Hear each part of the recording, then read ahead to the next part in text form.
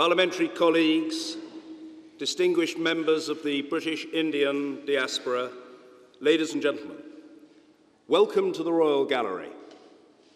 It is my enormous pleasure now to introduce Narendra Modi, the 15th Prime Minister of India. Today is special, and it's special for two reasons.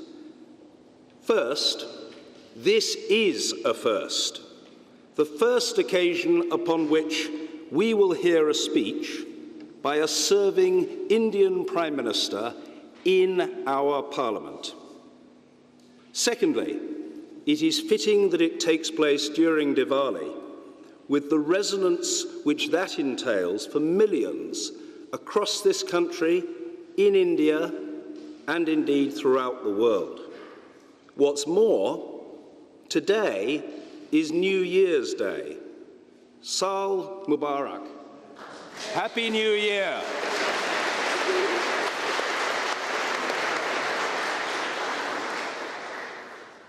The ties between our two countries are so multiple, deep, and enduring that they frankly require no elaboration or rehearsal this afternoon.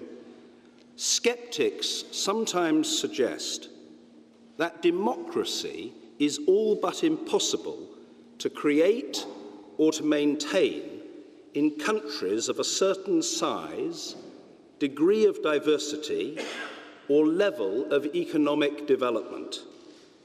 Over the past 68 years, India has proved to be a standing rebuke to such skeptics. To rout the disbelievers completely, however, democracy has to demonstrate that it can respect free speech and incorporate a true diversity of creeds, faiths, and orientations without diminishing or disrespecting any of them. With some 1.3 billion people and a burgeoning young population, India will become the most populous nation on our planet, well within the lifetimes of many people here present. And it is destined to become a leader in the world. Put bluntly, India is all of our futures. Preparing for such a prospect is a daunting challenge to which Prime Minister Modi has devoted great thought and attention. Friends and colleagues, Mr. Modi is known in Indian circles as Mr. Tech. He pioneered the expansion of the internet in Gujarat during his lengthy tenure as Chief Minister there, and in the past 18 months in Delhi, he has established a Digital India scheme and indeed created a network of smart cities. He has an astonishing 12 million followers on Twitter, and he is extremely comfortable communicating with fellow citizens via the medium of Google Hangouts on Android Lollipop. In a spirit of friendly competition, I'm sure that our own leaders in all parties will now strive to follow your example, sir. Mr. Modi has recently returned from taking Silicon Valley by storm, holding talks with, amongst others, Mr. Mark Zuckerberg of Facebook. It is reasonable to assume, Prime Minister, that you will find events today in this historic setting something of a contrast. The contrast is not, however, a contradiction. We welcome you today, not principally in order to commemorate the past, but rather to herald the present and to gaze to the future. Prime Minister, thank you for coming. It is my pleasure to invite you to speak to us.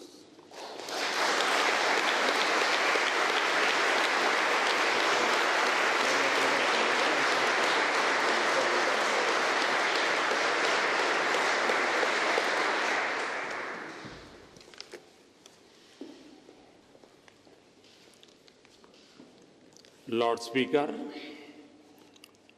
Mr. Speaker, Mr. Prime Minister, I'm delighted to be in London.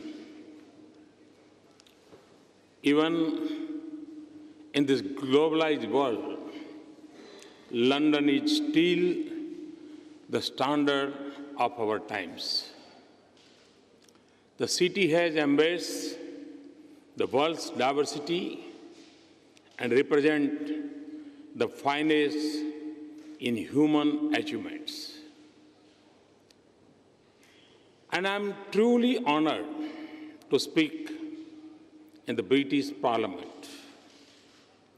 Mr. Speaker, thank you for opening the doors to us here in this magnificent setting of the Royal Court.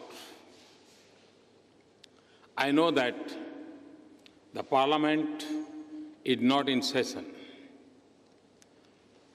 Prime Minister Cameron looks relaxed and relieved.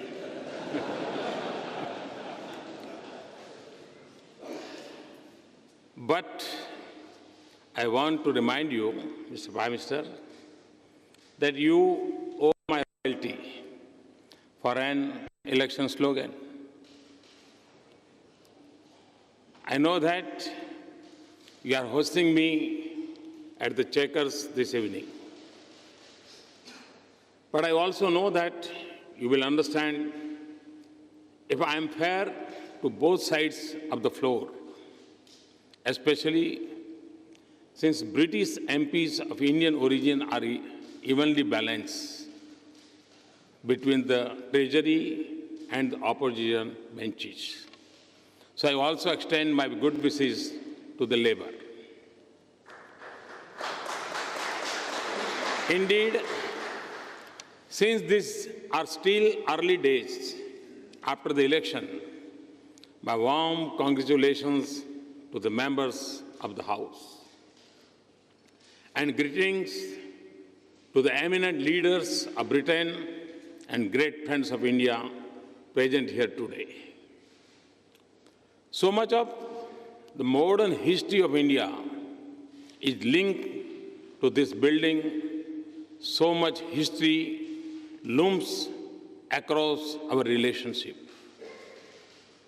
There are others who have spoken forcefully on the dates and dues of history. I will only say that many freedom fighters of India found their calling in the institutions of Britain. And many makers of modern India, including several of my distinguished predecessors, from Jawaharlal Nehru to Dr. Manmohan Singh, passed through their doors. There are many things on which it is hard to tell anymore if they are British or Indian.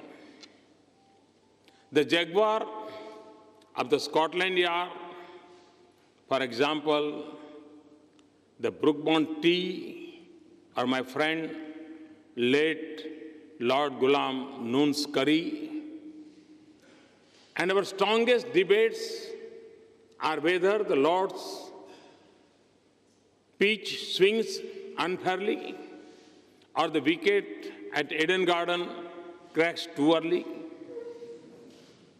And we love the Bhangra rap from London, just as you like the English novel from India. On the way to this event, Prime Minister Cameron and I paid homage to Mahatma Gandhi outside the Parliament. I was reminded of a question I was asked on a tour abroad. How is it that the statue of Gandhi stands outside the British Parliament?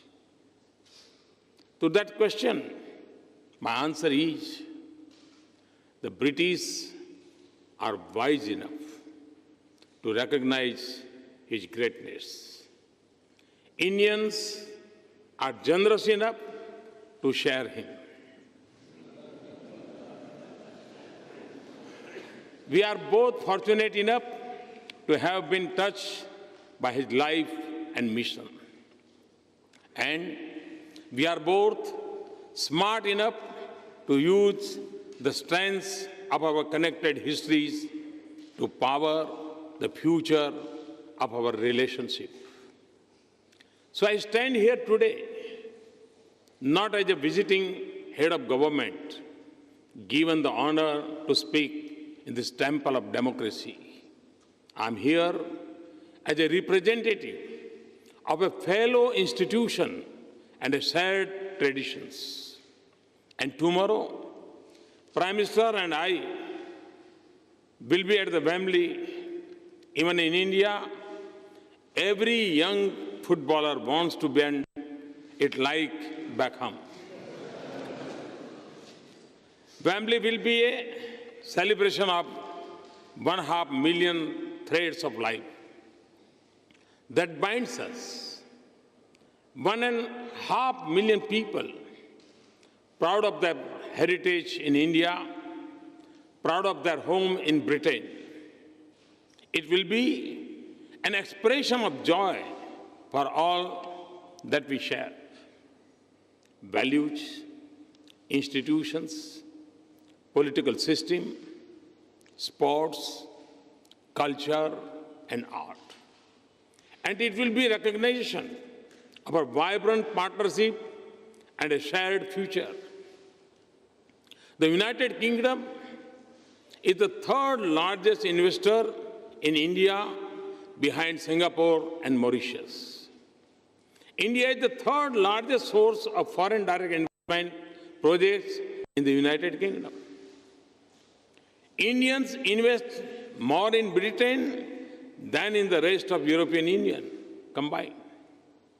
It is not because they want to save on interpretation costs, but because they find an environment that is welcoming and familiar.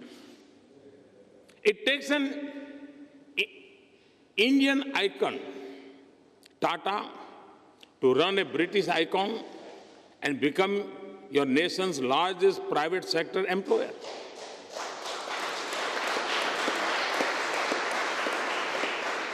The UK remains a preferred destination for India students. And I'm pleased that an Indian company is taking 1,000 British students to India to skill them in information technology. We are working together in the most advanced area of science and technology. We are finding solutions to the enduring human problems of food and health security and seeking answers to emerging challenges like climate change. Our security agencies work together so that our children return home safe and our increasingly networked lives are not prey to the threats on cyberspace. Our armed forces exercise with each other so that they can stand more strongly for the values we represent.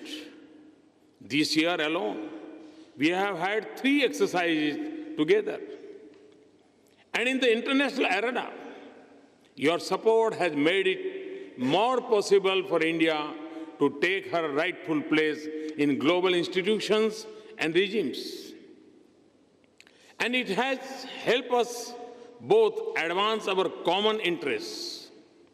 Mr. Speaker, strong as our partnership is, for relationship such as ours, we must set higher ambitions.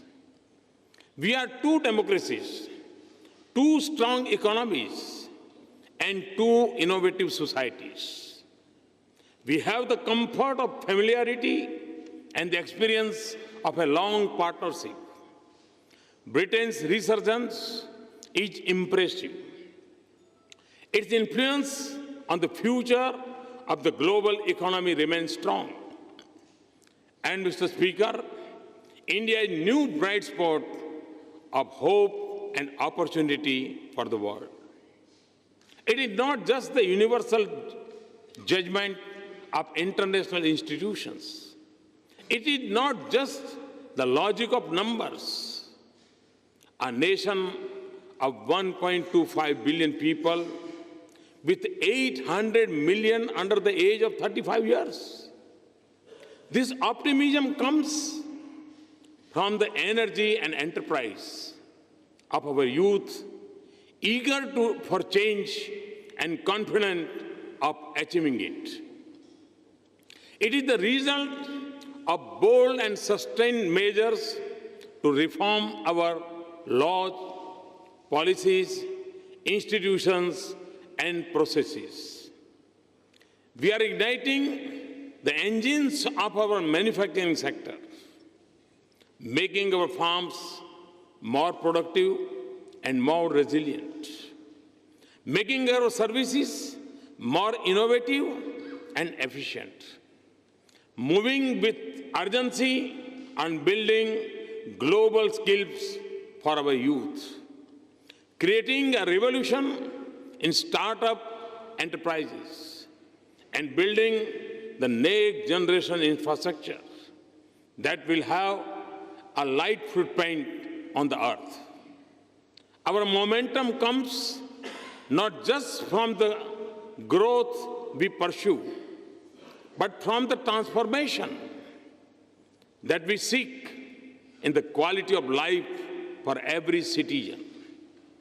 Much of India that we dream of still lies ahead of us. Housing, power, water and sanitation for all, bank accounts and insurance for every citizen, connected and prosperous villages, and smart and sustainable cities. These are goals with a definite date, not just a mirage of hope. And inspired by Gandhiji, the change has begun with us, the way the government works. There is transparency and accountability in governance. There is boldness and speed in decisions. Federalism is no longer the fault line of center-state relation, but the definition of a new partnership of Team India.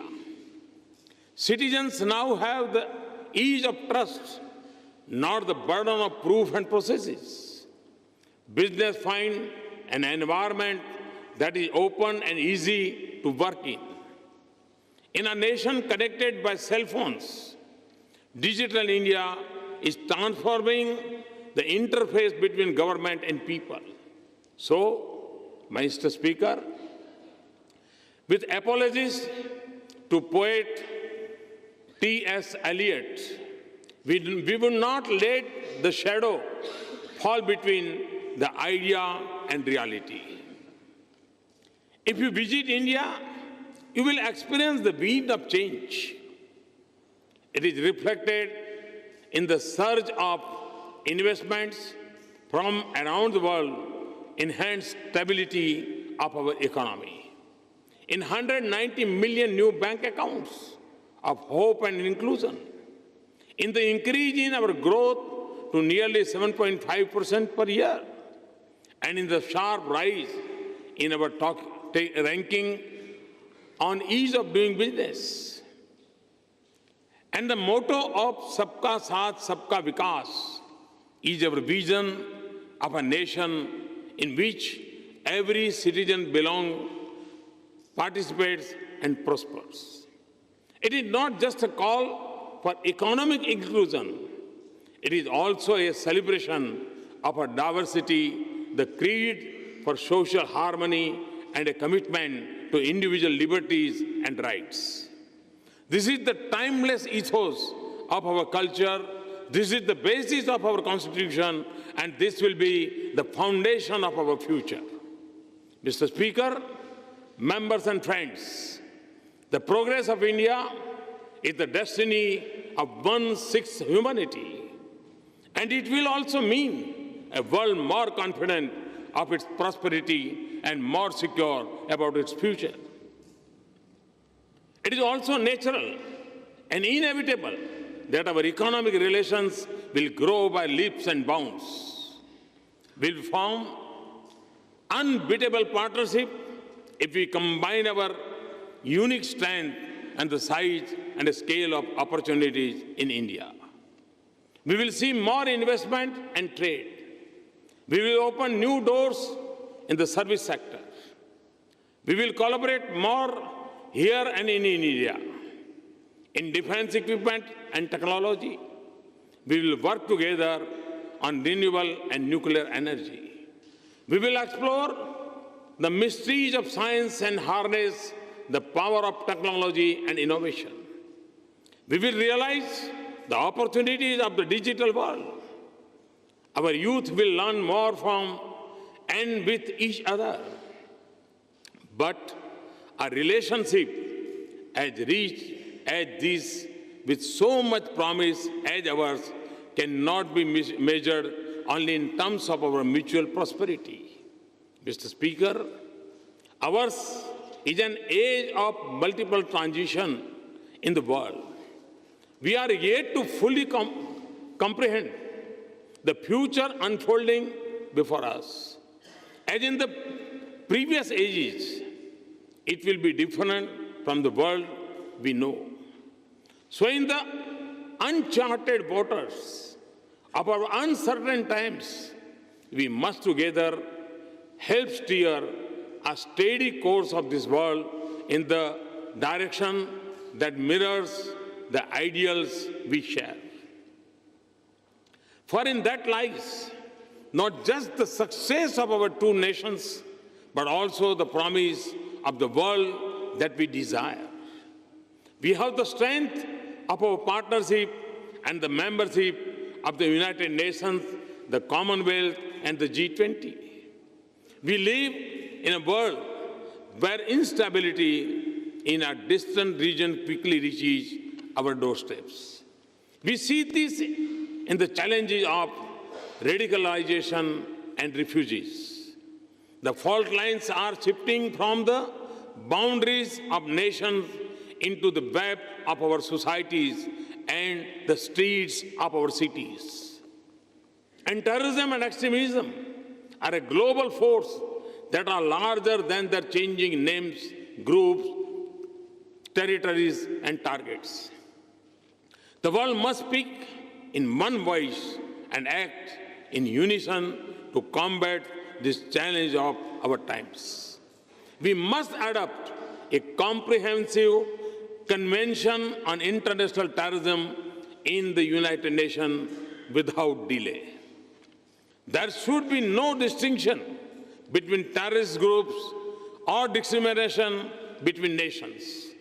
There should be a resolve to isolate those who harbor terrorists and willingness to stand with nations that will fight them honestly. And we need a social movement against extremism in countries where it is most prevalent, and every effort to de-link religion and terrorism. Oceans remain vital for our prosperity. Now we have to also secure our cyber and outer space. Our interests are aligned across many regions. We have a shared interest in stable, prosperous, and integrated South Asia round, together in a shared march to prosperity. We want an Afghanistan that is shaped by the dreams of the great Afghan people, not by irrational fears and overreaching ambitions of others. A peaceful, stable Indian Ocean region is vital for global commerce and prosperity. And the future of Asia-Pacific region will have profound impact on all of us. We both have huge stakes in West Asia and the Gulf. And in Africa, where amidst many challenges, we see so many promising signs of courage, wisdom, leadership, and enterprise. India has just held an Africa summit in which all 55 countries and 42 leaders participated. We must also cooperate to launch a low-carbon age for a sustainable future for our planet. This is a global responsibility that we must assume in Paris later this month. The world has crafted a beautiful balance of collective action, common but differentiated responsibility, and respective capabilities. Those who have the means and the know-how must help meet the universal aspirations of humanity for clean energy and a healthy environment. And when we speak of restraint, we must not only think of curbing fossil fuels, but also moderating our lifestyles. We must all do our part. For India, a target of 175 gigawatt of additional capacity in renewable energy by 2022 and reduction in emission intensity of 33 to 35% by 2030 are just two of the steps of a comprehensive strategy. I have also proposed to launch during the COP21 meeting an international solar alliance to make solar energy an integral part of our lives, even in the most unconnected villages. In Britain, we are more like to use an umbrella against rain than the sun. But my team defined the membership of the Solar Alliance in more precise terms. We have to be located within the tropics, and we are pleased that the United Kingdom qualifies. So we look forward to an innovative Britain as a valuable partner in this endeavor. Prime Minister Cameron and I are indeed very pleased that cooperation and affordable and accessible clean energy is an important pillar of our relations. Mr. Speaker, this is a huge moment for our two great nations.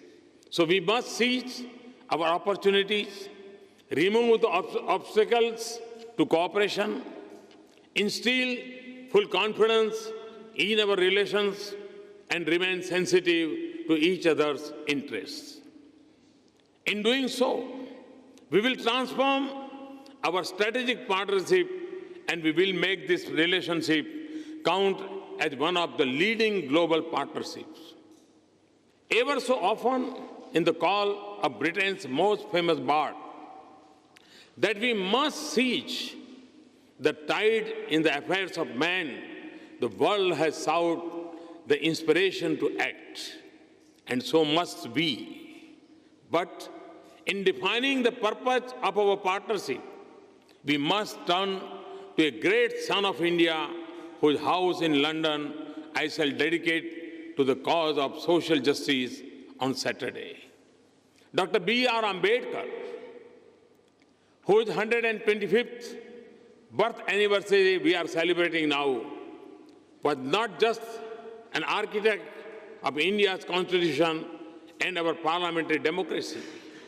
He also stood for the upliftment of the weak, the oppressed, and the excluded. And he lifted us all to a higher cause in the service of humanity, to build a future of justice, equality, opportunity, and dignity for all humans, and peace among people. That is the cause to which India and the United Kingdom have dedicated themselves today. Thank you very much. Thanks a lot.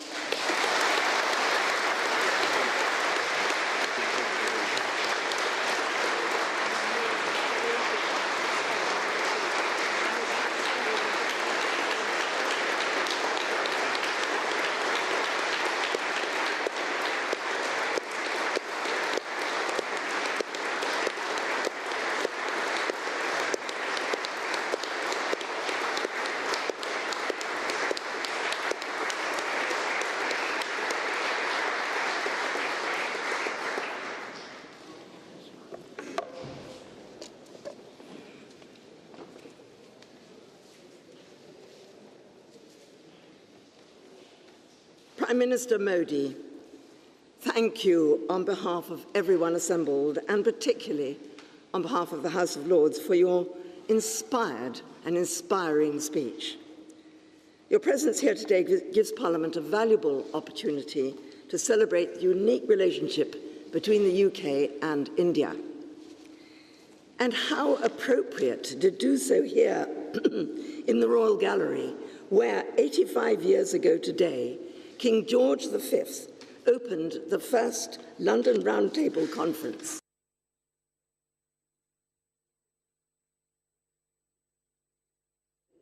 King George V opened the first London Round Table Conference.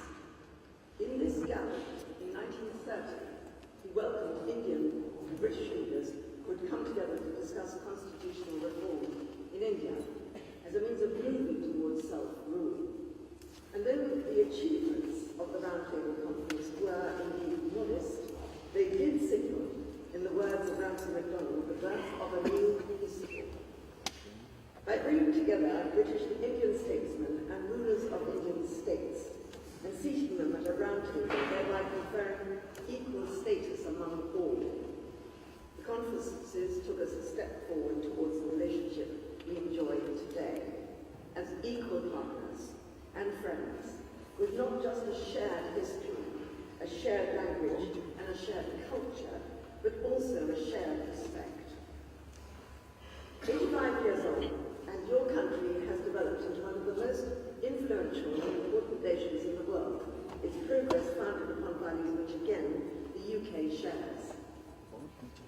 Earlier this year, I had the great pleasure of visiting New Delhi, Kolkata, and Assam. I was deeply impressed with the number and scope of local enterprises which I saw there, from rugby clubs for street children to initiatives for reskilling women, from multicultural classes in primary schools to highly successful microfinance schemes. I was impressed too by the number of women engaged in politics at all levels. While I can't pretend to have a comprehensive view of your vast and complex democracy, I believe that this is what lies at the heart of India's modern urgency and vitality, an entrepreneurial energy and a spirit of inclusivity, which the UK also holds dear. Prime Minister Modi, it's been a great pleasure to host you here in Parliament today.